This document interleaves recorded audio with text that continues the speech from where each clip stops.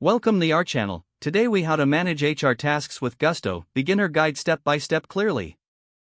To begin managing HR tasks with Gusto, start by creating an account on their website. Visit gusto.com and select the Start a Free Trial option.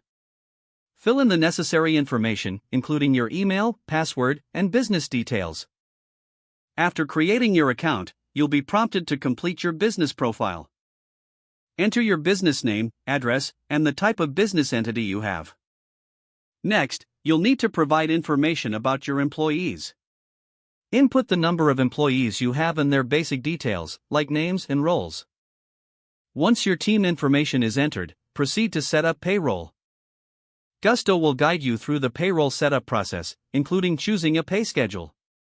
Select whether you pay your employees weekly, bi-weekly, or monthly. Add the bank account you'll use for payroll processing. Once your bank information is saved, configure employee payment methods. You can choose direct deposit or traditional paper checks for your employees. After payroll setup, focus on employee benefits.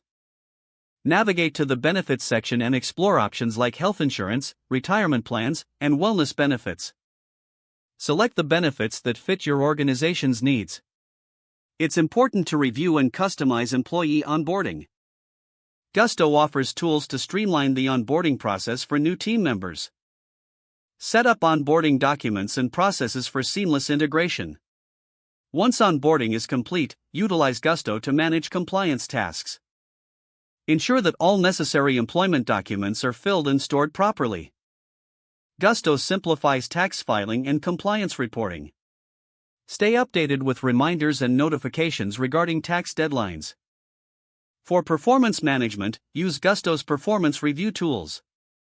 Set up regular check-ins and feedback forms to assess employee performance.